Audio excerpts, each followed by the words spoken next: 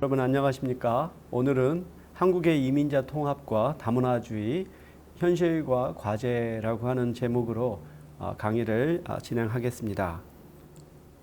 오늘 강의 주제는 이민자 통합의 중요성, 그리고 이민자 통합에 관한 여러 개념들을 소개하고 한국인의 다문화 수용성의 수준과 양상을 살펴보고 한국의 이민자 통합의 실태를 저희가 점검하고 마지막으로 향후 과제를 논의하는 순서로 진행을 하겠습니다.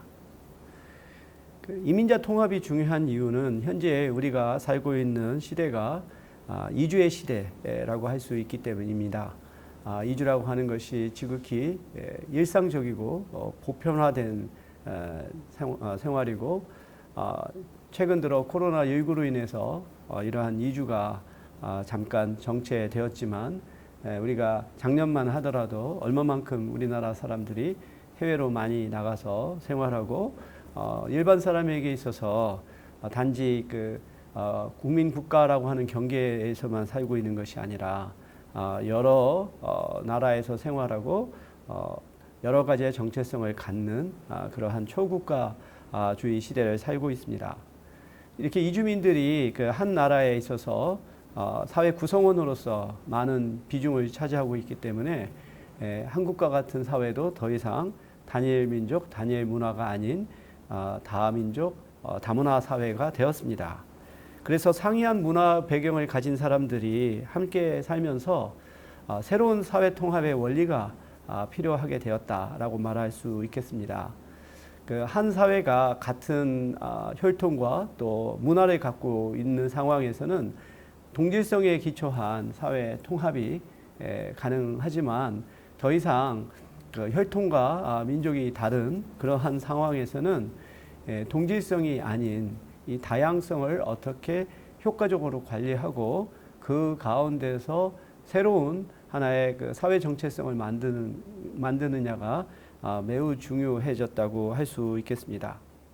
그리고 이미 이민자가 한 사회에 상당한 비율을 차지하고 있고 사회의 경제 발전이라든지 사회 문화의 발전에 있어서 중요한 역할을 하고 있는 상황에서 이민자가 거주국 사회의 어떤 기회 구조에 평등하게 참여할 수 있어서 개인뿐만 아니라 거주국 사회도 함께 발전할 수 있는 그러한 방안을 마련하는 것은 매우 중요한 과제라고 할 수 있겠습니다. 우리 한국의 상황을 살펴보면 1990년대부터 본격적으로 우리나라는 산업연수생 제도를 통해서 이주 노동자를 받아들이기 시작했습니다. 그 계기는 한국 사회가 경제 발전을 하게 되면서 일반인들의 생활 수준이 향상이 되고 그러면서 더 이상 힘들고 그리고 또 더럽고 또 위험한 일을 소위 말하는 3D 업종에 종사하는 사람들이 줄게 되면서 그러한 분야의 노동력을 제공하기 위해서 이주 노동자들을 받아들이기 시작했습니다. 그 이후로 결혼 이민자들 그리고 다문화 가족의 자녀 그리고 유학생 또 사업가, 투자가 등 다양한 유형의 이주민들이 증가하기 시작했습니다.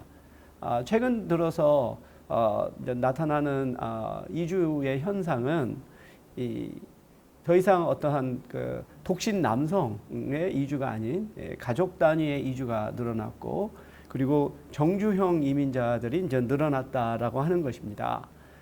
과거 독신 남성의 단기 체류의 이주가 일반적일 때는 어떤 고용의 문제, 임금의 문제 또는 인종차별의 문제가 주된 문제가 되었지만 이제 가족 단위와 정주형 이민자들이 늘게 되면서 가족, 교육, 보건의료, 사회보장 등 폭넓은 분야로 이 사회 문제가 발생하고 있습니다. 이제 우리나라는 더 이상 이민 통제가 아닌 이민 통합의 관점에서 이민 정책을 추진해야 할 시점이다라고 우리가 말을 할 수 있겠습니다. 사회학을 포함해서 그 사회과학에서 이런 인종의 문제 또는 다수자, 소수자의 관계를 연구한 이론들에는 크게 동화론, 다문화주의, 상호문화주의, 이민자 통합이라고 하는 이론들이 있습니다. 이 동화론은 1960년대까지 미국을 포함해서 서구 국가들에서 가장 대표적이고 지배적인 하나의 이론이라고 우리가 말을 할 수 있겠습니다. 쉽게 말하자면 로마에 가면 로마법을 따르라 하는 것이 일종의 동화주의죠. 그래서 이주민들이라든지 또는 소수 어떤 종족 집단들이 거주국 사회의 주류 사회의 문화에 동화하는 것이 자신들의 어떠한 신분 상승을 위해서도 바람직하고 또 거주국에 그렇게 동화하는 것이 당연하게 여겨졌었죠. 그러던 것이 이제 60년대 이후부터는 동화가 아닌 여러 문화들이 같이 공존하는 것을 바람직하게 여기는 다문화주의가 새로운 이론으로 등장을 하게 됩니다. 근데 이것이 이제 2000년에 들어서서 서구 사회, 특히 이제 유럽에서 무슬림 이민자들이 늘어나고 또 이 무슬림 이민자들이 주류 사회에 이렇게 동화하지 않고 고립된 생활을 하고 또 그 아랍의 테러리스트들이 또 그 유럽에서도 어떤 인종 테러를 범하고 이런 것을 이제 경험하면서 그 서구 사회의 어떤 주류 민족 집단들이 다문화주의는 실패했다라고 선언하면서 상호 문화주의라고 하는 새로운 하나의 이론을 제안을 하게 되죠. 그러니까 다문화주의가 자칫 방임주의에 빠졌다면 이 상호 문화주의는 이민자들이 적극적으로 거주국의 사회 문화에 참여하고 또 그 그 주류 사회의 문화를 수용할 것을 요구하는 그러한 대안을 이 상호 문화주의로 이제 제안을 하고 있죠. 또 이러한 맥락에서 이 다문화주의라고 하는 것이 하나의 문화권, 소수 집단들의 문화권에 초점을 맞췄다면 이민자 통합은 고용이라든지 건강이라든지 교육이라든지 주거라든지 등과 같은 실질적인 이민자들의 사회 적응과 통합의 그 물적인 토대에 더 이렇게 초점을 맞추는 그러한 이론으로서 등장을 하게 됩니다. 그러니까 아무리 문화가 좋더라도 이주민들이 그 거주국 사회에서 차별을 받고 배제가 된다면 문화를 인정받는 것이 사실은 무의미하죠. 그런 면에서 이민자 통합은 보다 실질적인 이민자들의 어떠한 그 사회 적응과 통합의 물적인 토대가 얼마만큼 갖춰졌느냐에 초점을 두는 하나의 이론이라고 볼 수 있겠습니다. 그래서 이민자 통합에 대해서는 굉장히 많은 다양한 개념 정의들이 있어요. 그 IOM이라고 하는 이민과 관련된 국제 이주 기구가 있는데 거기서는 이민자 통합을 이민자와 수용국 간의 상호 적응 과정이다라고 굉장히 포괄적으로 정의하고 여기에서는 이민자의 인권과 기회평등을 보호하고 취업과 노동시장, 지역개발, 국가안보, 사회통합, 공공건강, 교육, 귀화 및 시민권이라고 하는 영역에서 이민자들의 통합 수준을 측정하려고 하였어요. 하지만 너무 개념 정의가 포괄적이고 또 여기서 그 구성 요건으로 제시한 것들이 어떤 일관성이 좀 떨어지는 그런 문제가 있죠. 그래서 실질적으로 많은 국가들에서 이민자들의 통합 수준을 측정하는 하나의 지표로 많이 사용하는 것이 이민자 통합 정책 지수라고 하는 겁니다. 그걸 줄여서 이제 MIPEX, 그러니까 Migrant Integration Policy Index라고 하는 그러한 그 지수인데요. 이 지수는 이제 브뤼셀에 이제 본부를 둔 국제 이민 그룹이라고 하는 그 기구에서 개발을 한 지수인데 그 기구에서 이민자 통합이라고 하는 것을 이렇게 정의하고 있어요. 이민자가 거주국에서 기본적인 인권과 생활권을 보호받으면서 평등하게 사회 기회 구조에 참여하는 정도라고 하는 방식으로 개념 정의를 하죠. 그래서 우리가 이 개념에서 두드러지게 나타나는 것은 뭐냐면 인권과 생활권을 보호받는다는 것, 그리고 평등한 일종의 기회 구조의 참여라고 하는 거죠. 그래서 어떤 문화권을 얘기하기보다 얼마만큼 기본적인 사람 이주민의 인권과 권리가 보호받고 있는가라고 하는 것에 초점을 두는 하나의 개념 정의라고 할 수 있습니다. 그 이민자 통합 정책 지수는 전 세계에서 많은 국가들이 참여하는 그러한 국가 비교 조사입니다. 2004년에는 15개 국가가 참여했는데 2014년에는 한국을 포함해서 38개국이 조사에 참여했고요. 또 2020년에 이 조사 결과가 곧 나올 것으로 우리가 기대하고 있습니다. 이 정책 지수는 그 이주민들의 통합 수준을 그 이주민들을 대상으로 해서 직접 조사한 것이 아니고 이주민들이 통합하는데 도움이 될 수 있는 법이라든지 정책이라든지 프로그램들이 있는지를 확인을 해서 일종의 점수를 매기는 것이죠.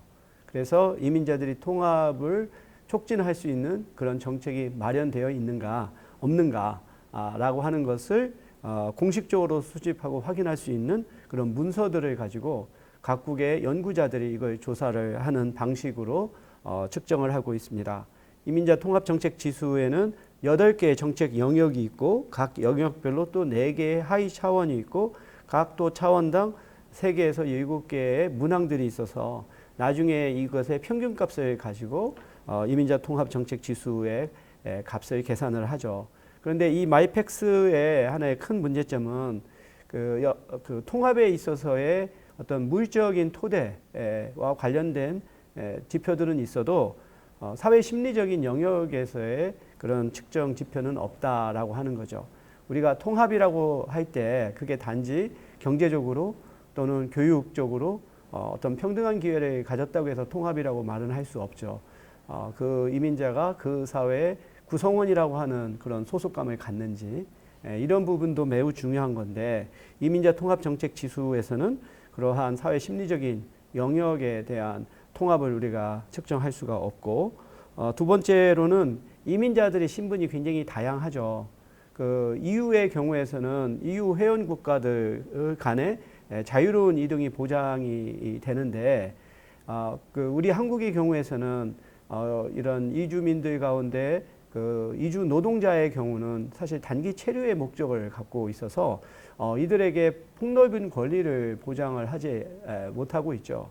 따라서 그 유럽에서의 이주 노동자와 한국에서의 이주 노동자는 사실 출발점부터 매우 다른데 그런 점들을 고려하지 않은 비교는 사실 상당히 좀 무의미할 수도 있습니다. 그래서 이민자 통합 정책 지수는 노동시장에서의 이동이 얼마만큼 자유로운가, 가족 재결합의 권리가 부여되는가, 교육 기회에 얼마만큼 참여할 수 있는가, 정치 참여에도 평등하게 참여할 수 있는가, 건강권이 보호되는가, 장기 거주가 보장이 되는가, 국적을 취득할 수 있는가, 그리고 차별을 금지하는 그런 법과 제도가 마련이 되어 있는가라고 하는 영역을 가지고 측정을 합니다. 그래서 2010년과 2014년에 이민자 통합정책 지수의 점수를 국가별로 비교를 해보면 포르투갈과 스웨덴, 핀란드, 벨지움, 캐나다, 뉴질랜드, 노르웨이, 오스트레일리아 이런 식으로 주로 북구 유럽 국가들이 상당히 이민자 통합 정책의 수준이 잘 마련되어 있는 반면 그 터키, 그 라트비아, 사이프러스, 슬로바키아, 리투아니아, 몰타, 폴란드 등과 같이 좀 더 동구 유럽 국가들은 상당히 이러한 이민자들의 통합을 보장하는 이런 법과 제도가 마련이 덜 돼 있다라고 하는 걸 알 수 있어요. 우리나라의 경우는 그 여러 국가들 가운데 한 중간 정도 점수로 한 55점 정도를 기록하고 있는데 그 일본과 비교해 보면은 훨씬 우리나라가 이민자들의 통합을 촉진할 수 있는 어떠한 제도적 장치가 더 잘 마련되어 있는 걸 우리가 확인할 수가 있습니다. 한번 8개의 영역별로 이민자 통합 정책이 얼마만큼 마련되어 있는지를 살펴보면 우리나라가 가장 높은 점수를 받고 있는 것은 노동시장의 분야입니다.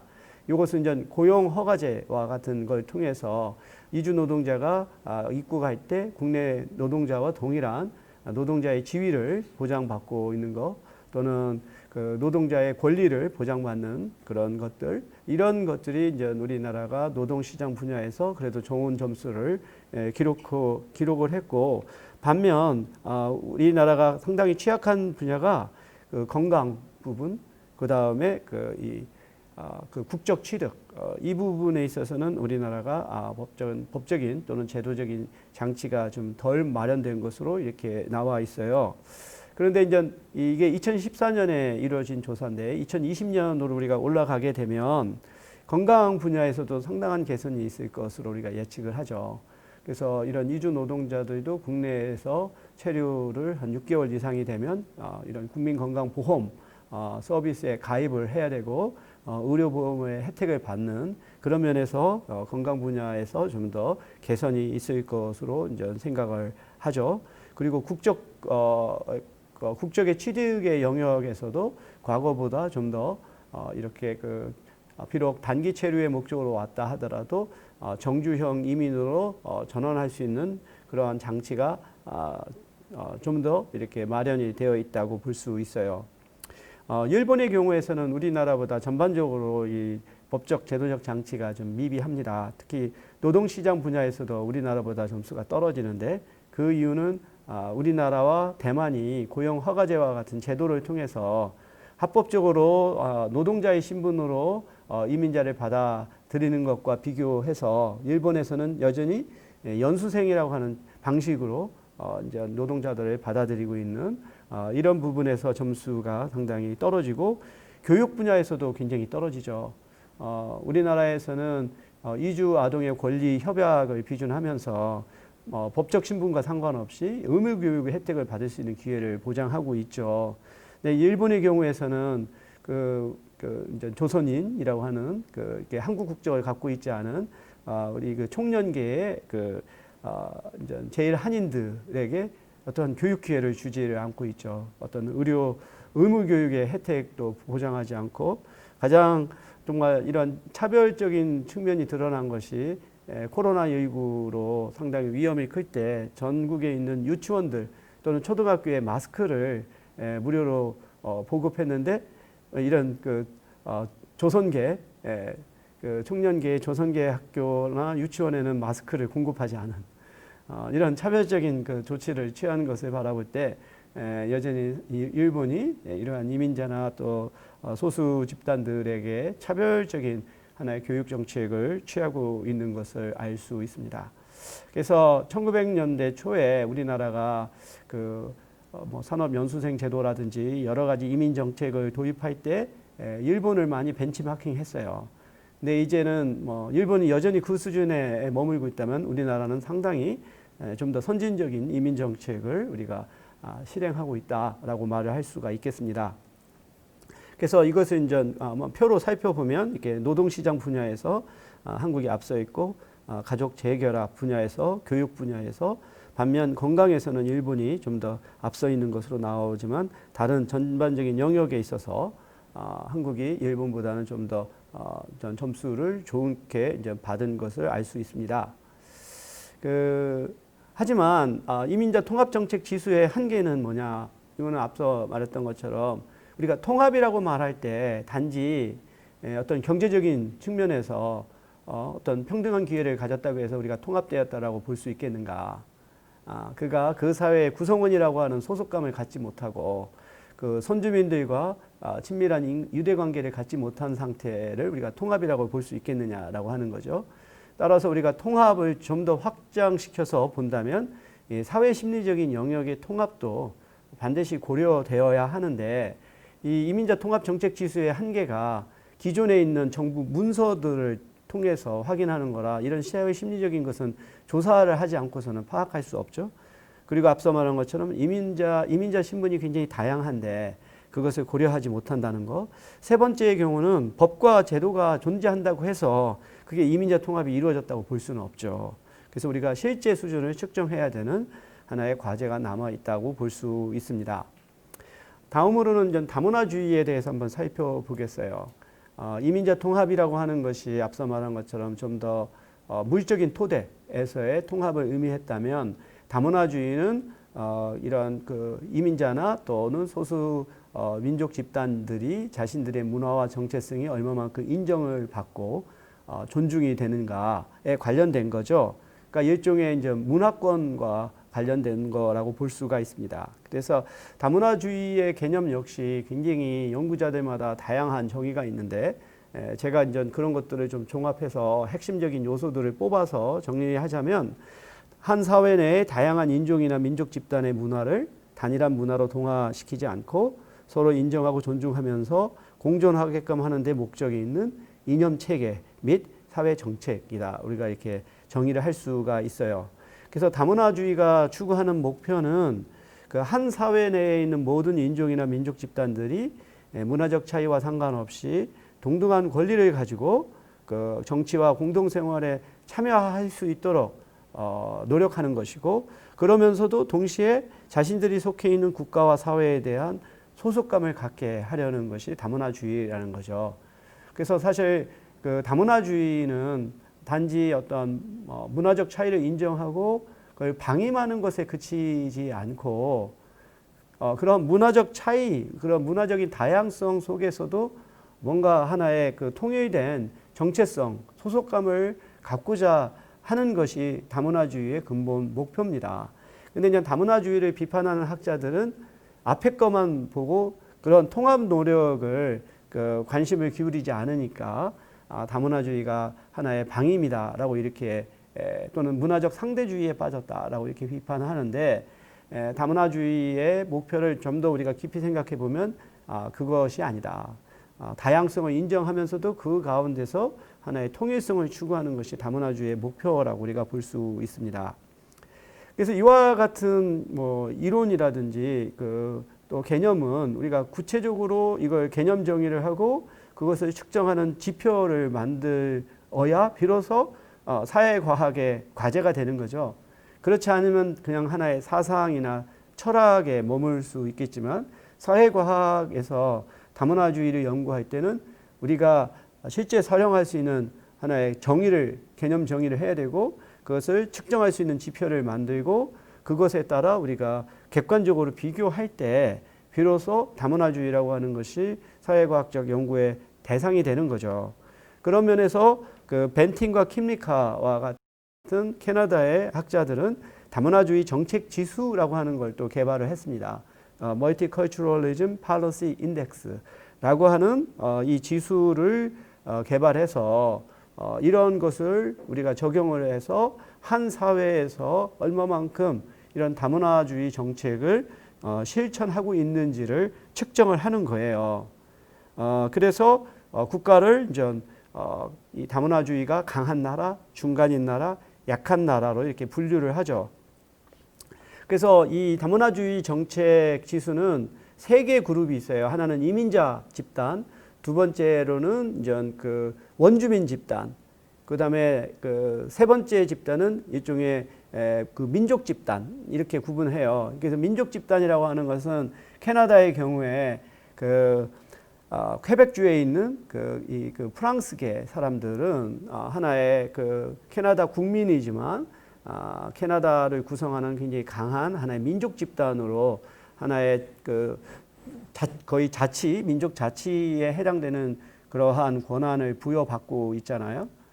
그래서 이렇게 다문화주의 정책의 대상은 이민자냐, 아니면은 민족 집단이냐, 아니면은 이누이트와 같은 어떤 미국에 있는 네이티브 아메리칸과 같은 원주민들을 대상으로 하는데, 우리 한국의 경우에서는 뭐 민족 집단이나 또는 원주민이 없다고 볼 수 있죠. 그러니까 이민자 대상의 정책 지수가 우리한테 해당이 되는데, 이렇게 그 슬라이드에서 나오는 것처럼 8가지의 영역에서 그 한 나라가 어떤 구체적인 법과 제도를 마련을 했는가를 가지고 측정을 하죠.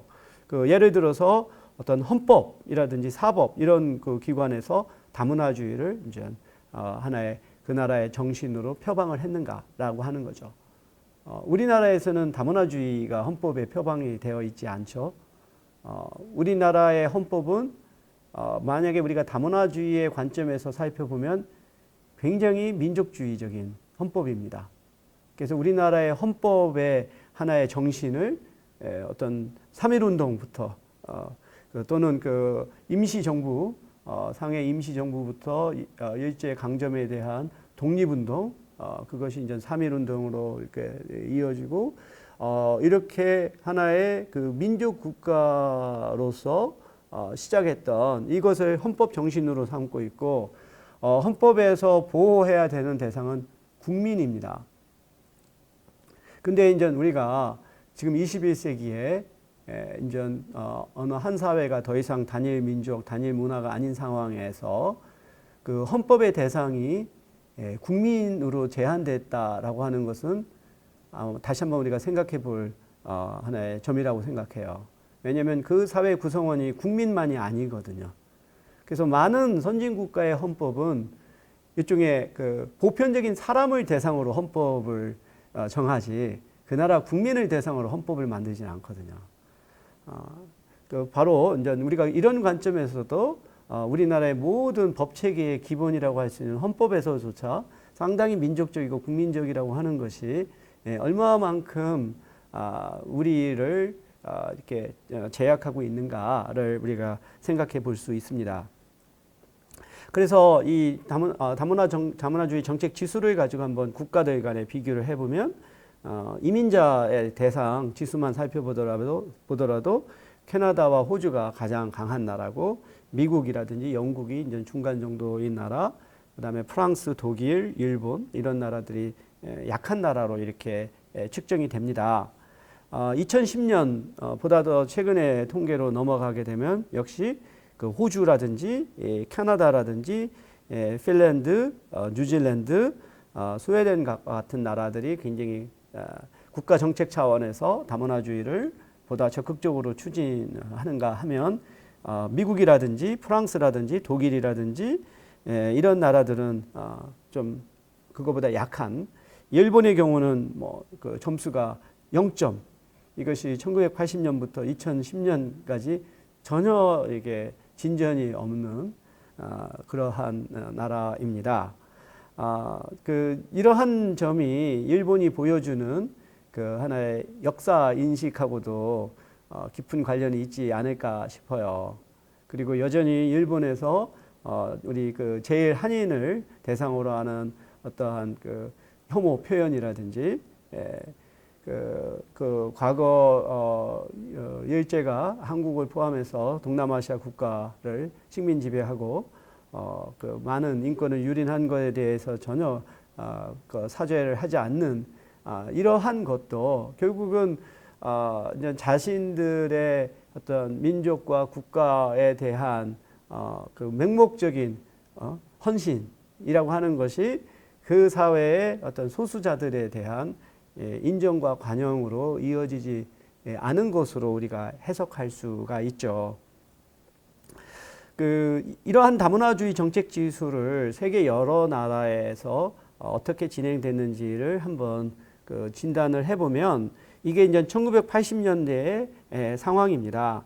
미국, 캐나다라든지 스웨덴, 핀란드, 그 다음에 호주가 다문화주의가 강한 나라로 이렇게 나와 있죠. 근데 이게 2000년으로 넘어가게 되면 좀 더 이것이 확장된 걸 볼 수 있어요.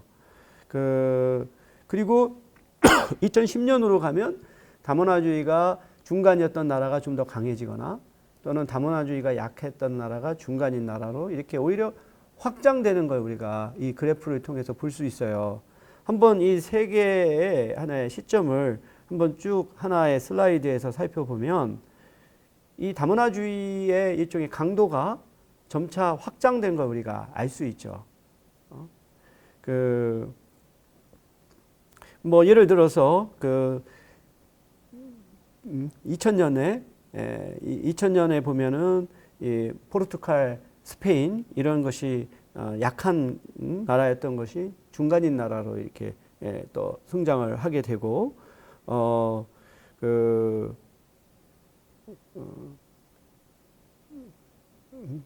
그리고 또 그 뉴질랜드의 경우에서도 시간이 지나면서 더 다문화주의가 더 강해지는 이런 양상을 볼 수 있죠. 근데 이제 서구에서는 2000년부터 이 반다문화주의 정서가 상당히 커졌고, 다문화주의는 뭐 실패했다라고 하는 것이 공공연한 하나의 그 레토릭이었어요. 그렇다고 한다면 정말로 그 국가에서 심지어 그 나라의 대통령 수상들이 다문화주의는 실패했다, 이런 식으로 공식적으로 선언한 상황인데, 그러면 다문화주의 정책 지수는 하락했어야겠죠. 근데 오히려 우리가 측정을 해보면 하락하지 않고 점진적으로 증가한 것을 알 수 있어요. 이건 우리는 이러한 것을 어떻게 설명할 수 있겠는가? 그러니까 반다문화주의 정서로 인해서 이쪽에 다문화주의는 그 유럽에서는 스티그마가 됐어요. 이건 방임으로 이렇게 여겨지는. 그래서 더 이상 정부에서도 다문화주의라고 하는 용어를 쓰지 않는 대신 문화 다양성이라고 하는 용어를 쓴 프로그램들은 늘어나는 거죠. 그래서 이것은 불가피한 상황이에요. 그 사회에서 이주민들이 수가 늘고 그들의 자녀들이 출생하고 사회가 가면 갈수록 다인종 다문화 사회가 되는 과정에서 이런 문화 다양성을 정부가 적극적으로 사실 끌어안지 않고서는 통합을 할 수 없죠. 근데 대신 다문화주의라고 하는 이름 대신 문화 다양성이라고 하는 용어로 쓸 뿐이라는 거죠. 한번 우리나라는 이러한 다문화주의 정책 지수에 포함이 되지 않았어요. 그래서 한번 이 기준을 가지고 우리나라를 한번 적용을 해보면, 우리는 2014년 그 기준으로 바라볼 때 한 2점 정도. 일본이 0점인 것보다는 그래도 점수가 높지만, 21개국 평균에 비교하면 좀 더 낮은. 따라서 우리나라는 굉장히 다문화주의가 약한 나라다라고 볼 수 있어요. 근데 이것을 한번 또 대만하고 비교해 보면 상당한 차이가 나요. 대만은 5.5점에 달합니다. 그 이유는 대만의 헌법에는 이미 대만이 다문화주의 국가라고 하는 것을 표방을 하고 있고, 교육에서도 다문화주의를 채택을 하고 있고, 또 이러한 하카인이라든지 또는 그 고산족과 같은 원주민이라든지 등에 대한 일종의 방송 프로그램 이런 것들이 다 또 지원을 하고 있고, 그 이중 시민권도 부여하고 있고, 이런 면에서 상당히 대만이 앞서 있다. 또 대만에서는 아마 아시아 국가에선 처음으로 동성애자들의 결혼을 합법화했죠. 그런 면에서 한국과 일본이 상당히 민족 국가적이고 보수적인 것에 머물러 있다면, 대만은 상당히 이러한 이민자와 소수자들의 권리에 있어서 보다 더 진보적인 입장을 보이고 있다라고 볼 수 있겠습니다. 그런데 이러한 다문화주의 정책 지수도 문제점을 갖고 있어요. 그러니까 이민자를 또 어떻게 규정할 거냐라고 하는 것이죠. 이 벤틴과 킴리카의 경우는 영주권과 시민권을 가지고 있거나 가지게 될 정주영 이민자로 다문화주의를 한정하고 있죠. 근데 실제 우리나라에 보면 이주 노동자들이 수가 제일 많죠.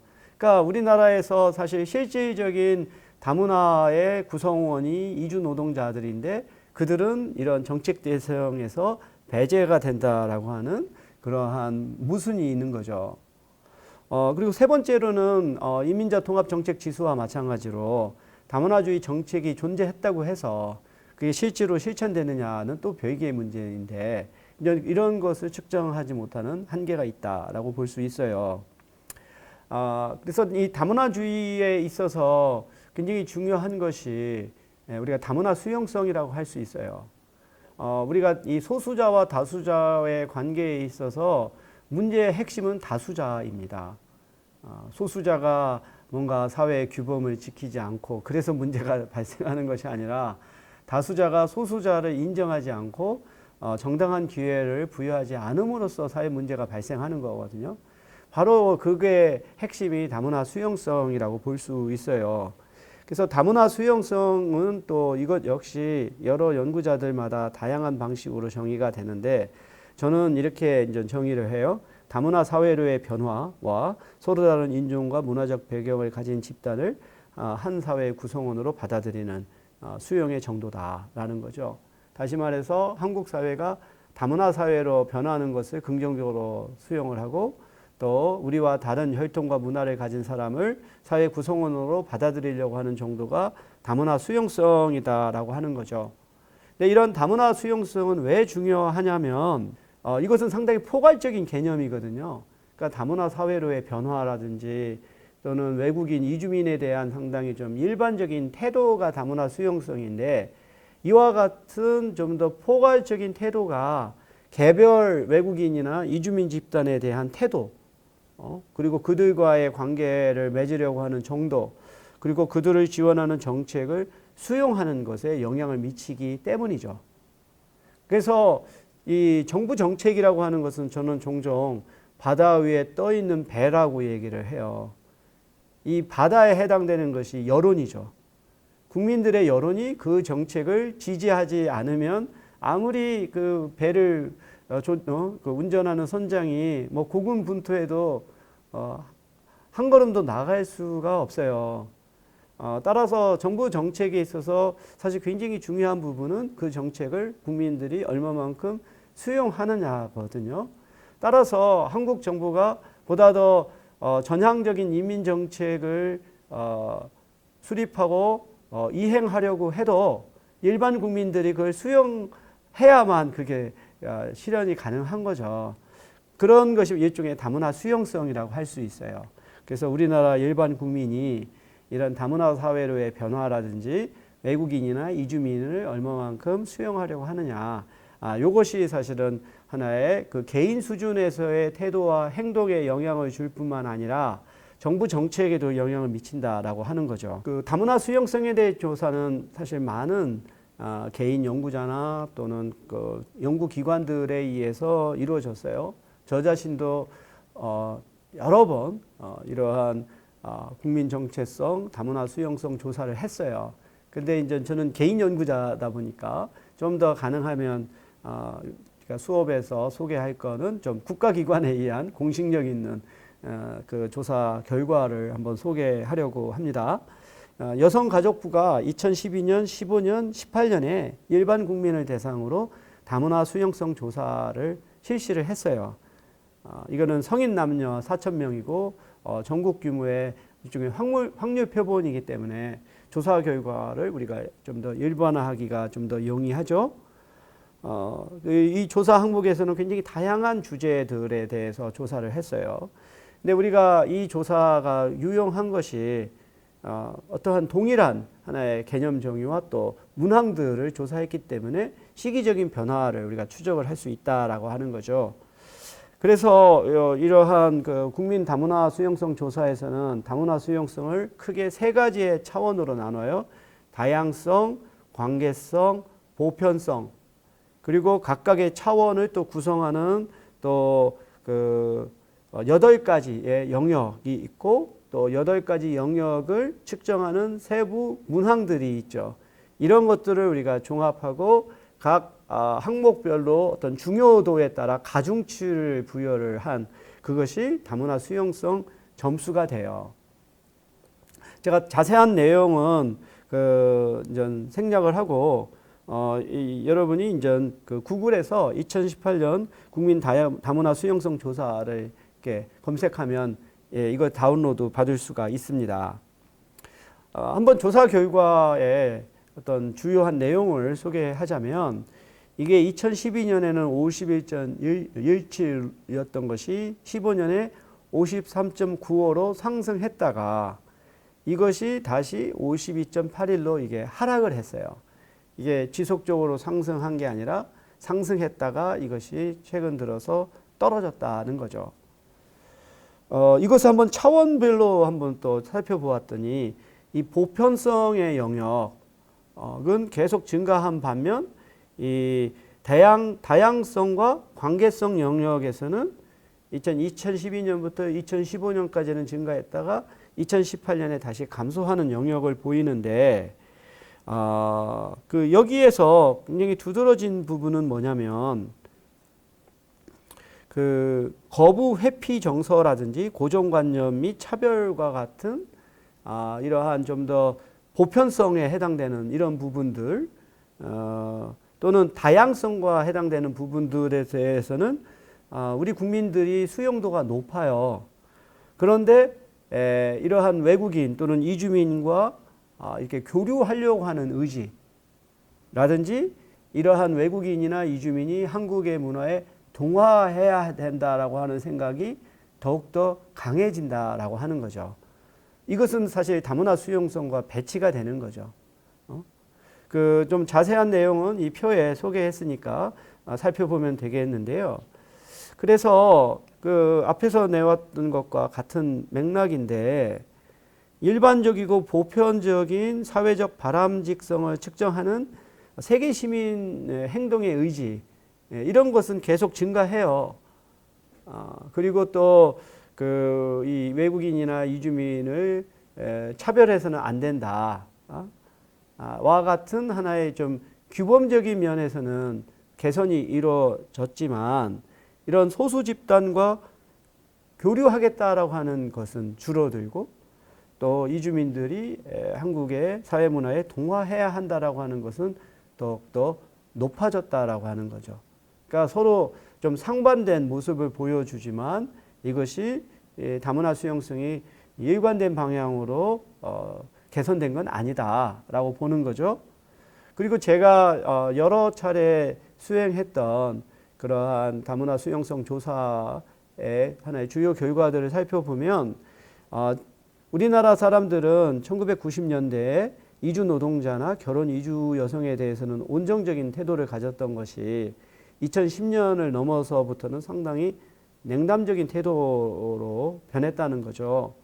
그리고 과거에는 이들이 어떤 사회적인 약자, 뭔가 좀 얻어맞고 또 임금 떼이고 기본적인 인권조차 보호되지 못하는 불쌍한 이러한 사람으로 여겨졌던 것이 이제는 내국인을 이제 밀어내고 일자리를 차지하거나 외국인들이 범죄를 저지르는 것이 늘어난다라고 하는 두려움을 갖게 되는 그런 양상으로 변했다라고 하는 거죠.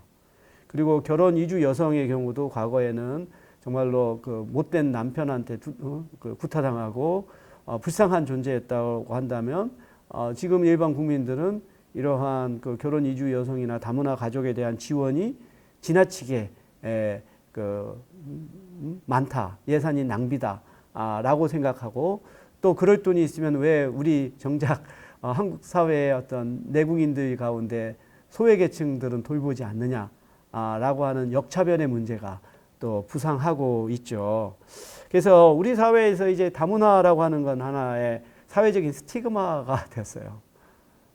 그래서 자기를 다문화로 불리는 것을 꺼려하는 그런 상황이 나왔고 또 최근 들어서는 젊은 반다문화주의라고 하는 현상이 나타나고 있다. 보통 이렇게 20대의 젊은 사람들은 개방적이고 진보적이고 관용적인 것으로 알려져 있는데 오히려 이들이 난민이라든지 또는 외국인들에 대해서 더욱더 배타적인 태도를 보이고 있다라고 하는 것이 좀 우려되는 양상이죠. 그러면 우리는 1990년부터 2000년까지는 나름대로 온정적인 태도를 가졌던 것이 2010년을 기점으로 해서 왜 이것이 더욱더 좀 더 배타적이고 냉담하게 바뀌었는가를 볼 때 저는 그 2000년대 구간의 기간이 그 이전에 김대중 노무현 정부의 상대적으로 좀 더 민주적이고 진보적인 정권 하에서는 그 이민자들에 대한 인권 보호라든지 또는 정책들이 좀 더 많이 이렇게 개선이 이루어진 그런 시점이었던 것이 이명박 그 박근혜 정부로 들어서면서 사회가 보수화되고 권위주의로 회귀하면서 이 다문화 소수자를 포함한 사회 소수자들에 대한 어떤 관용도, 배려 의식 이런 것이 약화된 것으로 저는 생각을 합니다. 이 사회심리학에서 개인의 태도라든지 감정은 이건 개인의 현상이 아니죠. 결국 사회적 현상인 거죠. 사회 전체적인 하나의 그 환경에서 한 개인의 태도가 형성이 돼요. 이 과정에서 이 정치 지도자의 역할이 매우 큽니다. 특히 이제 대통령 중심제와 같은 데서는 대통령의 언행이 그 일반 국민에까지 파급되는 정도가 굉장히 강해요. 어떻게 생각해 보면 대통령도 이게 선출직 뭐 공무원이라고 할 수 있고 또 그 사람 혼자만 있는 게 아니라고 생각할 수 있지만 실제로는 그렇지 않아요. 한 대통령이 갖고 있는 이 권한과 영향력이라고 하는 것은 엄청 큽니다. 이런 사람들이 TV나 또는 뭐 어떤 그 연설하는 과정에서 어떠한 가치관을 가지고 어떠한 말을 하고 어떠한 정책을 만드느냐라고 하는 것이 사회 전체를 정말 이게 좀 더 반이민적이고 반인종적인 방향으로 갈 수 있어요. 지금 미국에서 뭐 조지 플로이드라고 하는 흑인이 백인 경찰관한테 죽고 그로 인해서 인종 폭동이 일어나는 것이 사실은 이 트럼프에 의해서 계속해서 이렇게 축적되고 이렇게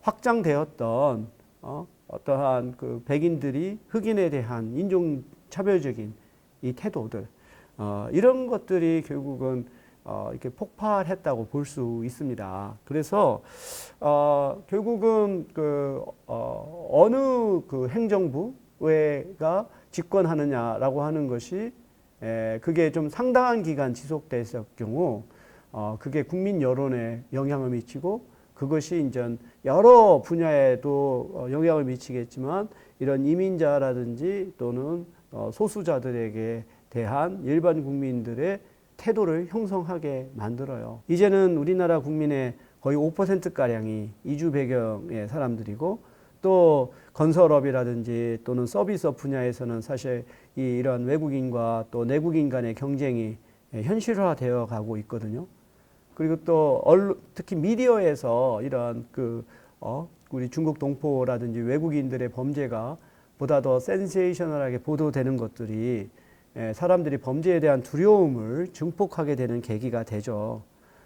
그러면서 이제는 한국 사람들이 이런 우리 한국이 다문화 사회가 되는 것에 어떠한 그 위험에 대해서도 보다 현실적으로 인식하게 되었다라고 저는 생각을 해요. 이와 같은 현상은 다문화 지체라고 하는 하나의 현상을 낳게 됩니다. 그러니까 우리 한국 사회는 인구학적으로 다인종 다문화 사회로 변화가고 있는데 우리의 일반 국민들의 인식이나 또는 제도가 그것을 쫓아가지 못함으로써 발생하는 불일치의 현상. 이게 일종의 다문화 지체죠. 그리고 두 번째가 이민 딜레마라고 할 수 있어요. 지금 한국 사회가 저출산 고령화로 인해서 인구가 감소하고 국가의 어떤 경쟁력이 계속해서 약화되어 가는 상황에서 사실 현실적으로 이와 같은 인구 감소에 있어서 이민이라고 하는 것은 어떤 현실적인 대안이 될 수 있고 그럼에도 불구하고 이민이 가져올 부정적인 효과에 대해서 사람들이 적극적으로 이민을 수용하지 못하는 현상 이것이 일종의 이민 딜레마라고 하는 현상을 낳는다라는 거죠. 결국 한국 사회는 갈수록 다인종 다문화 사회로 되어 가지만 한국인의 인식은 여전히 민족, 국민이라고 하는 것에 머물러 있음으로써 앞으로 다문화 사회의 전환 그리고 그 과정에서의 이민자 사회 통합이 험난한 여정이 될 것이라고 하는 것을 우리가 알 수 있겠습니다. 지금까지는 우리가 이민자 통합 정책 지수 또 다문화주의 정책 지수를 통해서 우리나라의 하나의 정책적인 수준에서의 이민자 통합의 수준을 살펴보았는데 앞서 말했던 것처럼 그것은 법과 제도의 수준을 보여줄 것이지 실제로 이민자들이 어느 정도 통합이 되어 있는지를 알 수는 없거든요. 그와 관련해서 보다 더 현실적인 그 하나의 모델이 그 에이거와 스트랭 교수가 개발한 이민자 통합 모델입니다. 이 모델은 영국에서 난민의 사회 통합을 연구하면서 개발이 됐고 이 에이거와 스트랭 교수는 스코틀랜드의 퀸스 마거레트 유니버시티의 사회복지학과에 있는 교수예요. 제가 그 영국에서 연구년을 보낼 때 한번 스코틀랜드를 방문해서 이 두 교수를 제가 뵙고 이 이민자 통합 모델을 한국에 적용하면서 어떤 점이 좀 미비하고 개선할 것이 있다는 걸 제안을 하고 그 상당히 또 공감을 얻고 그래서 사실 올해 지난달 5월 29일에 바로 이민자 통합 국제 학술 대회를 개최를 할 계획이었고 스트랭 교수를 제가 기조 발표자로 초청을 할 계획이었던 것이 바로 코로나19 사태로 인해서 이게 뭐 취소가 되고 다음으로 연기가 되었는데 바로 이렇게 이러한 모델을 개발한 연구자들이 바로 에이거하고 스트랭이라고 하는 그 학자가 우선 영국에서의 난민의 통합의 상황을 그 연구하기 위해서 개발했지만 이것이 사실 다른 나라에서도 적용하기가 상당히 용이하다라는 거죠. 그래서 에이거와 스트랭 교수가 개발한 모델은 상당히 좀 이렇게 단계적이에요. 가장 밑바닥이 되는 것이 통합의 토대죠.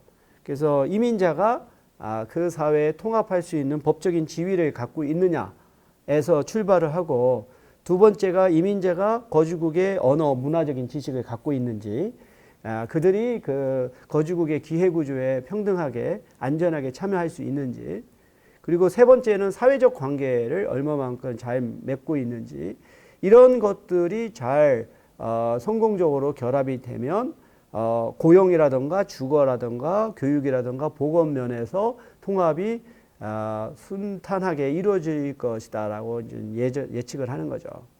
그래서 이 경우는 법과 제도의 존재를 가지고 하는 게 아니라 실제 이민자들의 그 특성, 수준을 우리가 조사하기 때문에 각 국가에서 이민자들이 어느 정도 통합되어 있는지를 우리가 알 수 있죠. 그래서 이제 이것은 그 다음 슬라이드는 좀 더 각각의 조건에 대한 자세한 설명이니까 살펴보도록 하시고 그런데 이 에이거와 스트랭 모델에도 한계가 있어요. 그건 앞서 그 두 가지도 마찬가지지만 어떠한 가치 통합이라고 할 수 있는 사회 심리적인 그러한 영역이 여기에도 포함이 되어 있지 않다는 거죠. 그리고 또 한 가지 이제 그 제가 제기하는 건 우리가 통합이라고 말할 때 그 개인 이민자가 그 거주국의 사회 문화에 동화되는 것이 통합이라고 볼 수 있겠느냐는 거죠. 그건 동화지 통합이 아닌 거죠. 통합이라고 하는 것은 A와 B가 합쳐져서 하나의 C의 형태를 이루는 것을 통합이라고 할 수 있는 거지 A가 B로 가서 B로 합쳐지는 것은 그건 통합이 아닌 거죠.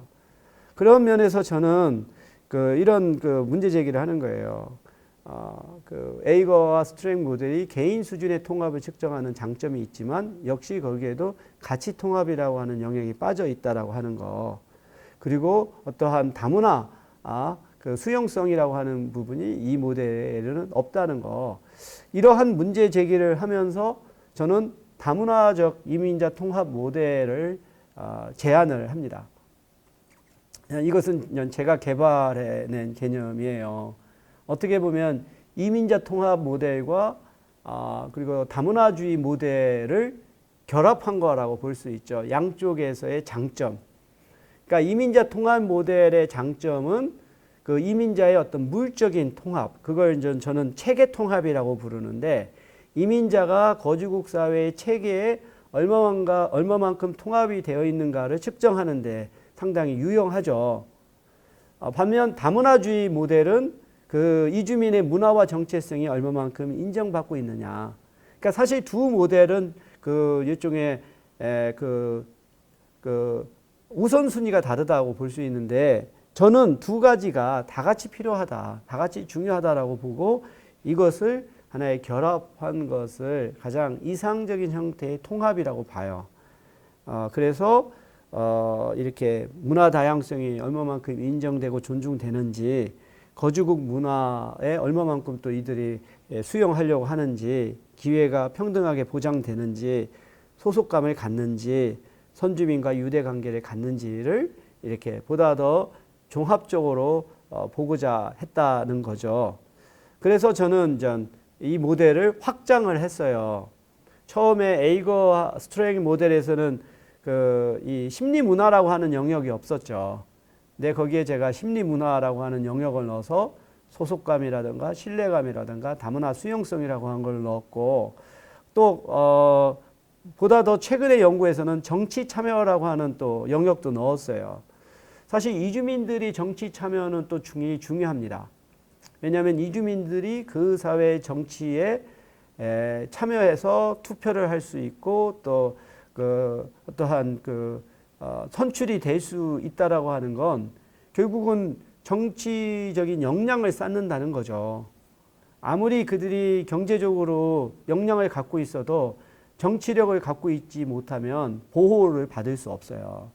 그런 면에서 사실 정치 참여도 굉장히 저는 중요한 차원이라고 보는데, 처음에 에이거 스트렝 모델에서는 그런 정치 참여는 없었죠. 그러니까 그 이유는 아마 그들이 난민이라고 하는 그 특별한 집단을 대상으로 연구하니까 사실 난민이 정치 참여를 기대하기 어렵죠. 그렇지만 이걸 난민이 아닌 일반 이민자로 확장하면 이거는 굉장히 중요한 영역인 거죠. 저는 그러한 방식으로 저는 초기에 에이거 스트렝 모델을 점차 이렇게 확장을 하고, 이것을 가지고 지금 제가 진행하고 있는 연구는 한국과 일본과 대만에서 이민자들의 통합의 수준을 비교하는 연구를 해요. 근데 이민자들만 하더라도 굉장히 다양하죠. 그 많은 사람을 한 개인 연구자가 조사한다는 것은 한계가 있어서, 저는 그 이민자들 가운데 가장 수가 많은, 어떻게 보면 대표적인 집단을 선정해서 그들을 이렇게 비교하는 방향으로 지금 연구를 진행하고 있습니다. 그래서 저숙련 이주 노동자들, 그다음에 결혼 이주 여성, 이 두 집단을 한국, 일본, 대만에서 이렇게 조사하는 방식을 지금 진행하고 있는데요. 제가 이렇게 제안해낸 모델에 따라서 각각 집단을 한번 적용을 해보면 우리는 그래도 나름대로 근거 있는 측정을 할 수 있어요. 우선 통합의 토대가 매우 중요합니다. 그러니까 이 이민자가 정말로 정식 구성원으로 참여할 수 있는 그런 권리가 주어졌느냐 안 됐느냐라고 하는 것은 그 이후의 과정을 거의 결정하다시피 해요. 저숙련 이주 노동자의 경우는 법적으로는 이들이 영주권이나 시민권을 취득하지 못하도록 규정하고 있지는 않지만 현실적으로는 못하게 만들고 있죠. 왜냐하면 영주권을 취득하려면 5년 연속해서 거주해야 하는데, 우리 법에서는 5년 연속으로 하지 못하게끔 4년 10개월이 되면 귀국을 하고 다시 재입국을 해서 현실적으로는 10년 이상을 체류할 수 있어도 5년 연속 영주할 수 없게끔 만드는 제도를 취하고 있죠. 그러니까 결국은 이들은 영구적으로 단기 체류자가 될 수밖에 없는 하나의 여건에 취하게 됩니다. 이들이 얼마만큼 거주국 사회에 통합될 수 있는가를 살펴보기 위해서 크게 우리가 언어 문화적인 지식을 얼마만큼 갖고 있는지, 또는 안정과 안정감이 보장되고 있는지를 살펴보면, 언어 능력의 경우에서는 전체적으로 바라보면 여전히 언어 장벽으로 인한 어려움을 많이 겪고 있다라고 하는 거죠.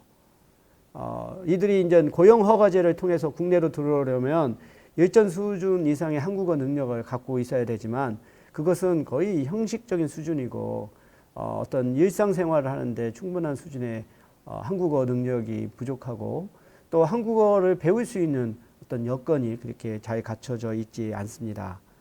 그리고 문화적인 지식 면에 있어서도 한국의 사회, 법과 제도 이런 것들을 사실 배울 수 있는 기회가 매우 부족하죠. 거의 노동하는데 많은 시간을 소비하다 보니까 이런 언어 문화적인 지식을 획득해서 그 사회의 구성원으로 될 수 있는 기회가 주어져 있지 않은 거죠. 안전의 면에서 보면 사회 전반에서 인종차별, 폭력, 혐오를 빈번하게 경험하고 있고, 그들을 보호할 수 있는 어떤 안전망이 잘 갖춰져 있지 못하죠. 그런 면에서 보면 이 촉진 요소도 상당히 미흡하다라고 볼 수 있어요. 아까 우리가 살펴봤던 통합의 토도는 아주 미흡이라고 한다면, 이 촉진 요소는 미흡하다. 그다음에 사회적 관계 역시 상당히 미흡해요. 선주민 간의 교류 빈도는 거의 제한적이죠. 일반 사람들이 외국인 노동자를 접할 기회는 매우 적어요. 이들은 공단 지역에 집중되어 있기 때문에 그들 간에는 교류가 그래도 빈번한 편이지만 일반 주민과의 교류는 제한적이다. 그리고 과거보다는 우리 정부가 이 외국인 지원센터를 통해서 그들이 어떤 겪는 임금 체불의 문제 또는 여러 가지의 어떤 인권 침해 문제를 보호하는 그런 노력을 하고 있지만 여전히 사회적 관계에서 미흡하다라고 우리가 볼 수 있어요. 보다 더 이제 실질적인 통합 수준을 살펴보기 위해서 고용이나 주거나 교육이나 건강이나 정치 참여를 살펴보면 미흡에서 매우 미흡의 수준에 속하지 않겠나 싶어요. 여전히 저임금의 문제, 체분의 문제, 초과 근로수당의 문제를 경험하고 있고 주거의 문제가 아주 심각한 수준으로 지금 유엔 인권 기구들에서 계속해서 지적되고 있어요.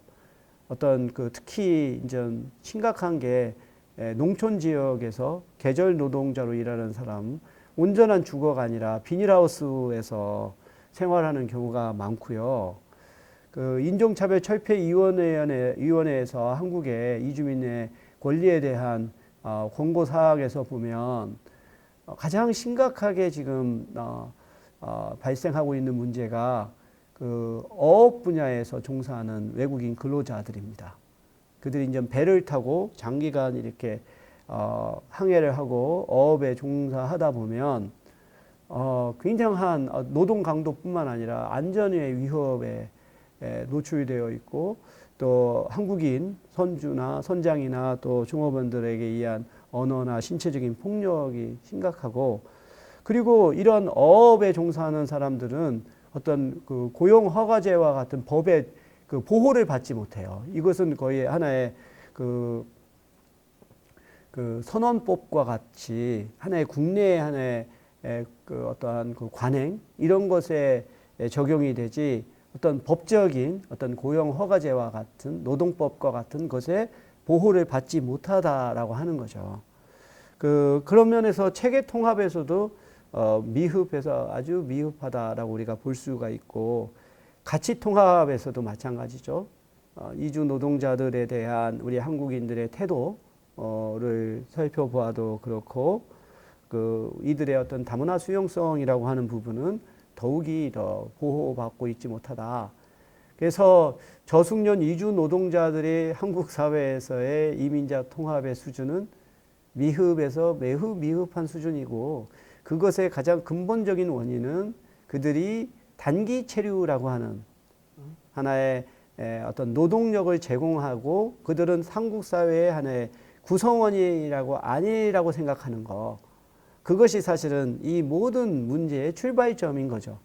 이들은 단지 와서 단기간 일하고 임금 받고 돌아가는 존재로 생각하기 때문에 정부가 또 우리 사회가 그들을 하나의 통합의 대상으로 보지 않는 것. 그게 가장 큰 근본 원인이라고 볼 수 있어요.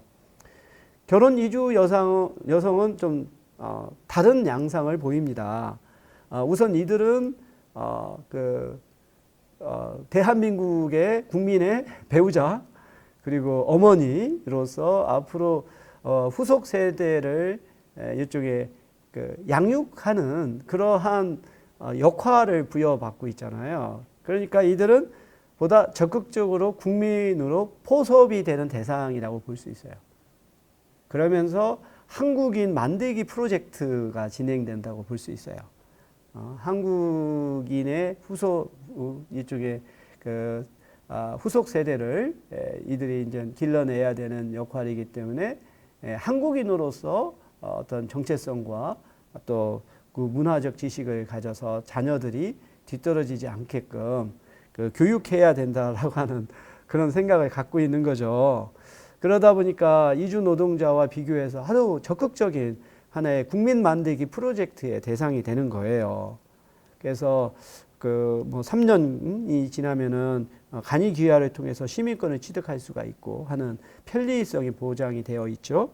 하지만 이들이 영주권이나 시민권을 취득하려면 남편의 신원 보증이 필요한, 그래서 남편에게 의존할 수밖에 없는 그런 문제점이 있습니다. 그래서 일단은 그 통합의 토대를 본다면 양호하다라고 볼 수 있어요. 그 촉진 요소에서 보면 언어 문화적인 지식에 있어서는 이주 노동자보다는 보다 더 유리한 위치에 있죠. 사실 그 이제는 국제 결혼을 통해서 한국에 입국하려면 한국어 능력 시험을 치러야 돼요. 그리고 입국해서도 그들이 한국 국적을 취득하기 위해서 그 사회통합 교육을 받는데 바로 그게 한국어 능력 시험이라든지 한국어 교육의 필수 요건이거든요. 그리고 또 내국인과 보다 더 친밀한 또 긴밀한 관계를 맺어야 되니까 한국어를 배울 수 있는 기회도 많고, 그런 면에서는 언어 문화적 지식이 그래도 보통에서 뭐 양호한 수준이라고 볼 수 있죠. 하지만 안정과 안정감에 있어서는 보통에서 미흡의 수준에 더 가깝다고 볼 수 있어요. 뭐 가정 내에서의 폭력이라든지 차별이라든지, 그리고 이들이 이런 경험을 하더라도 어떤 서툰 한국어라든지 어떤 폭력 경험에 대한 창피함, 그리고 그들을 구제하는 제도에 대한 지식의 부족, 이런 것들이 보다 적극적으로 문제를 이렇게 해결하려고 하기보다는 회피하는 방향으로 문제에 접근한다라고 하는 문제죠. 이런 면에서도 이 안정과 안정감은 미흡한 수준이라고 우리가 볼 수 있어요. 이 사회적 관계에서도 보통에서 미흡한 수준이다라고도 볼 수 있죠. 선주민과의 관계가 제한적으로 이루어지고 있는, 예를 들어서 학부모들 모임에 이 국제결혼 이주 여성들이 이렇게 자유롭게 참여하지 못하는 그러한 문제들이 있고, 하지만 또 자국인들 간에는 또 이러한 또 교류가 좀 더 활발하다고 볼 수 있죠. 특히 사회적 연계 부분은 상당히 양호하다고 볼 수 있어요. 이 영역은. 왜냐하면 정부가 이 다문화 가족 지원센터를 전국에 다 설치하면서 적극적으로 이러한 국제결혼 이주 여성들을 지원하기 때문에 어떠한 그 국가기관과의 연계는 상당히 양호하다라고 볼 수 있죠. 이런 체계 통합의 영역에서 살펴보면은 보통에서 미흡의 수준이라고 볼 수 있어요. 일단은 경제활동 면에 있어서는 상당히 내국인과 비슷한 수준을 보이고 있어요. 그리고 교육에서도 또 적극적인 교육의 대상이 되기도 하고, 또 건강에 있어서도 더 어떤 건강보험의 혜택을 받고 있죠. 그리고 또 이들은 뭐 영주권 또 시민권을 취득하면 또 이렇게 정치 참여를 할 수도 있고, 또 이자스민 의원과 같은 이러한 또 그 국회의원도 이렇게 배출한.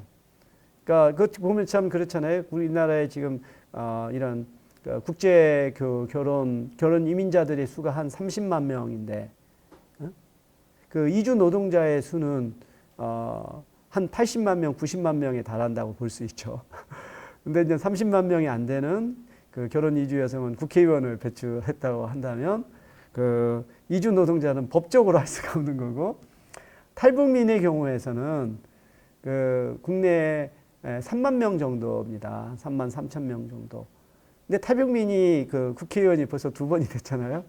그러니까 사실 우리가 하나의 그 사회의 그 구성원의 비율과 비교해 본다면 상대적으로 결혼 이주 여성이나 탈북민이 좀 더 그런 면에서는 더 보호를 받고 있다라고 볼 수 있죠. 이 소속감의 영역을 살펴보면 보통에서 좀 더 미흡한 수준이라고 볼 수 있겠어요. 이 결혼 이주 여성은 굉장히 한국 사회 구성원이 되려고 하는 의식이 강해요. 굉장히 어떻게 보면은 다문화가 아닌 동화의 욕구가 강합니다. 예를 들어서 이 결혼 이주 여성의 자녀들에 대한 조사가 있었어요. 내가 그 자료를 가지고 논문도 쓴 적이 있는데, 그렇게 다문화 가족의 자녀의 하나의 정체성이 누구냐, 한국인이냐 아니면은 일종의 다문화 정체성이냐를 물어보면 90% 이상이 한국인이라고 답을 해요. 그러니까 한국의 하나의 구성원으로 인정받고자 하는 욕구가 굉장히 강하다는 거죠. 반면 이거는 우리 사회가 그만큼 이들로 하여금 동화하도록 압력이 강하다라고 하는 거죠. 그래서 전체적으로 바라보면 우리가 저숙련 이주 노동자의 전반적인 사회 통합 수준은 미흡에서 매우 미흡한 수준이라고 한다면 결혼 이주 여성의 경우는 보통에서 뭐 어떤 영역에서는 양호, 어떤 영역에서는 미흡, 그러한 수준이라고 볼 수가 있겠습니다. 이와 같은 그 다문화적인 이민자 통합 모델의 하나의 장점은 이 대상이 다르더라도 우리가 동일한 하나의 그 지표에 따라서 비교를 해보면 우리가 이제 그들의 통합 수준을 측정할 수 있다는 거죠. 마치 이것이 하나의 동일한 잣대가 돼서 대상이 다르더라도 동일한 기준을 가지고 비교해 보면은 우리가 어느 집단이 보다 더 통합이 되어 있고 덜 됐는지, 어떤 영역에서 통합이 좀 더 잘 되고 못했는지를 알 수 있죠. 제가 사실 이 이민자 통합 모델을 가지고 처음으로 적용했던 집단은 탈북민이었어요. 그 다음에 이번 연구에서는 저숙련 이주 노동자, 그 다음에 결혼 이주 여성으로 확장을 했고요. 또 우리는 화교에 대해서도 해볼 수도 있죠. 그래서 이렇게 이런 이민자 통합 모델을 통해서 한 나라의 여러 소수자 집단들의 통합 수준을 비교할 수도 있고, 또는 동일한 이주 노동자라고 한다면 한국과 일본과 대만에서 어떻게 또 통합의 수준이 다른지, 그러면 왜 그런 것이 발생하는지를 우리가 비교할 수가 있는 거죠. 그런 것이 바로 우리가 이러한 이민자 통합 모델의 유용성이라고 할 수 있어요. 이제 마지막으로 그러면 우리가 앞으로 해야 될 과제는 무엇일까라는 거죠. 우리가 한번 살펴봤어요. 이민자 통합 정책 지수나 다문화주의 정책 지수, 그리고 다문화적 이민자 통합 모델을 통해서 우리 사회의 이민자들, 여러 소수 집단들의 통합 수준을 한번 살펴보았어요. 그래서 전반적으로 보자면 앞서 말했던 것처럼 한국 사회가 인구학적으로 빠르게 다인종 다문화 사회가 되어 가지만 일반 국민들의 인식이나 법과 제도가 그만큼 따라가지 못하고 있다는 것이죠. 그리고 최근 10년에 들어서는 오히려 이렇게 냉담적이고 또 혐오 표현이 더욱더 늘어나고 있는 그러한 상황이다라고 하는 거죠. 근데 이와 같은 상황 전개는 지금 한국 사회가 처해져 있는 그 위기 상황과 비교해 보면은 이게 그 일종의 그 엇박자라고 할 수 있는 거예요. 이제 우리 사회가 형식적으로, 형태적으로 다인종 다문화 사회가 되면 그 사회의 구성원들 역시 다문화 수용적인 태도를 가져야 되는데 그렇지 못한 양상이 되어가고 있다는 것이 하나의 문제라는 거죠. 이러한 문제인식을 가졌다면 우리는 이걸 어떻게 풀어가야 할까라고 하는 것입니다. 그 스탠포드 대학교 심리학과의 필립 짐바도라고 하는 교수가 그 루시퍼 이펙트라고 하는 책을 썼죠.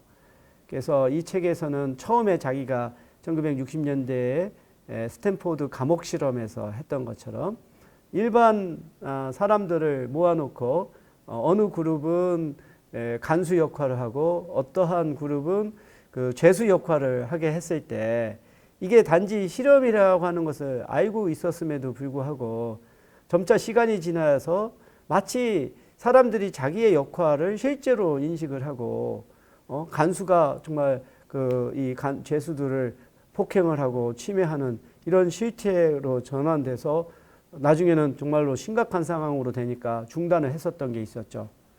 그리고 또 미국이 이라크를 침공하고서 그 포로들을 그 포로 수용소에서 있었을 때 그들에게 가했던 그러한 그 린치 같은 것들, 어떻게 지극히 평범한 사람들이 그렇게 악마와 같은 행동을 할 수 있었을까에 대한 답을 이 필립 짐바도 교수는 루시퍼 이펙트라고 하는 책에서 결국은 개인, 상황, 시스템이 중요하다고 얘기했어요.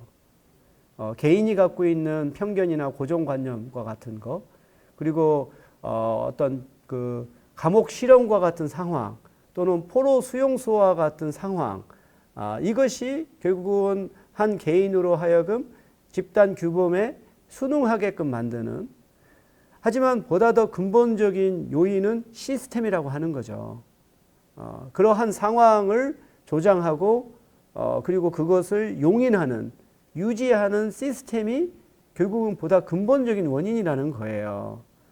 그러니까 지금 미국에서 조지 플로이드라고 하는 흑인이 백인 경관에게 죽은 것도 결국 시스템의 문제거든요. 백인 경찰들이 하는 그런 과잉 폭력, 이런 것을 계속해서 용인해왔고 정당하게 여겨왔던 시스템이 이러한 사태를 일으켰다고 볼 수 있습니다. 따라서 우리가 편견이나 차별이나 다문화 수용성과 같은 개인의 태도와 행동에 있어서 개인과 상황과 시스템이라고 하는 것이 굉장히 중요한 요소라고 하는 것을 인식해야 돼요. 그러기 위해서 우리가 갖춰야 되는 것은 우선 다문화 친화적인 시스템을 정비하는 거죠. 법과 제도가 시대 상황과 맞게 이게 정비가 되어야 돼요. 우선적으로 포괄적인 차별금지법과 같은 것이 제정이 되어야 돼요. 사람이 비록 어느 개인에게 소수 집단에 대해서 편견을 갖고 있어도 자기가 차별을 했을 때 그거에 대한 처벌이 분명하게 되면 그런 행위를 못하죠. 바로 그와 같은 법적 구속력을 갖는 이런 시스템을 갖추는 게 굉장히 필요해요. 그리고 사람들을 성별이나 인종이나 연령이나 장애 여부나 이런 것과 상관없이 평등하게 기회구조에 접근할 수 있는 시스템을 또 갖춰야 돼요. 그게 이제 우리가 뭐 고용이라든지 또는 우리가 블라인드 테스팅이라든지 등등 이런 것들을 통해서 정말로 그 개인의 어떤 그 타고난 특성이 이 개인의 기회를 제한하는 이런 일이 생기지 않도록 이 시스템을 갖추는 것이 중요합니다. 두 번째로는 개인 수준에서 사람들이 보다 더 다문화 수용적인 태도와 행동 양식을 학습하도록 교육해야 돼요. 이것은 특히 어렸을 때부터 우리가 이러한 그 가정교육이나 학교 교육이나 미디어 교육을 통해서 편견이 잘못된 것이고 문화 다양성이라고 하는 것이 바람직한 것이고 그것이 한 사회가 보다 창의적이고 더 그 경쟁력을 갖출 수 있는 하나의 자원이다라고 인식하게 만드는, 그리고 문화적인 차이를 자기가 이해하고 같이 이렇게 공존할 수 있도록 하는 그런 교육이 갖춰져야 되죠. 그리고 세 번째로 상황적인 요인에서 우리가 접촉 가설이 있잖아요. 편견을 감소하기 위해서는 지속적이고 장기적인 접촉과 평등한 지위, 세 번째가 상위의 공통 목표를 갖고 그리고 편견이 잘못됐다는 규범과 또 이 접촉하는 집단들 간의 어떠한 그 교류를 조정하는 조종자, 이 네 가지 조건이 갖춰졌을 때 접촉과 교류가 늘어나면 편견이 감소하게 된다는 게 접촉 가설이죠. 바로 그와 같은 우호적인 접촉의 환경을 만드는 게 굉장히 필요해요. 그래서 그 뭐 한 예를 들자면 우리 학교에도 지금 외국인 유학생들이 많이 늘어났는데 지금 유학생과 내국인 학생 간의 이 관계는 마치 물과 기름과 같죠. 특히 팀 프로젝트 한다고 하면은 막 서로 아주 그냥 고개를 절레절레 드는, 만약에 우리가 팀 프로젝트를 이 외국인 유학생과 내국인 학생이 서로의 장점을 발휘할 수 있는 그러한 형식으로 우리가 구성한다면 그러한 그 환경에서 접촉이 늘어나면 서로에 대한 이해가 늘어나고 편견이 감소할 수 있겠죠.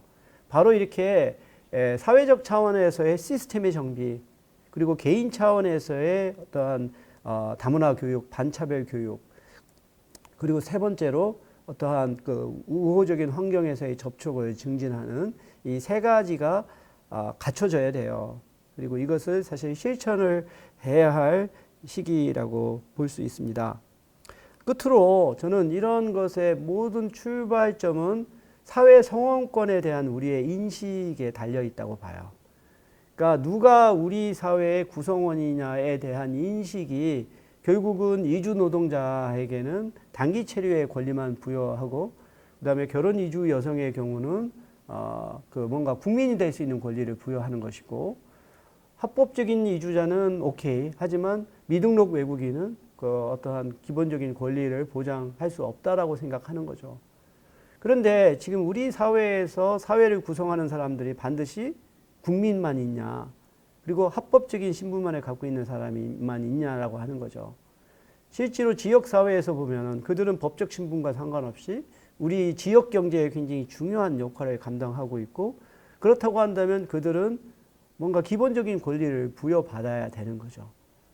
뭐 한 예를 들어서 코로나19 사태 때 어떠한 공적 마스크를 공급을 할 때 국민만 대상이 되고, 만약에 이러한 외국인 노동자들은 그거에 대상이 되지 않아야 된다라고 생각하는 거, 이게 얼마만큼 사실 잘못된 겁니까? 그러면은 그 외국인 노동자들은 코로나에 감염이 안 되나요? 그들한테 마스크를 공급 안 했을 때 그게 우리가 더 위험해질 수 있는 것이고, 근데 그와 같은 어떤 그 현실적인 문제를 떠나서 우리 사회에서 노동을 하고 세금을 내고 하면서 그러한 안전에 있어서 기본적인 권리를 보장할 수 없다라고 생각하는 거. 그리고 우리가 최저임금을 높인다고 할 때 외국인 노동자들은 그거에 적용이 되어서는 안 된다라고 생각하는 거.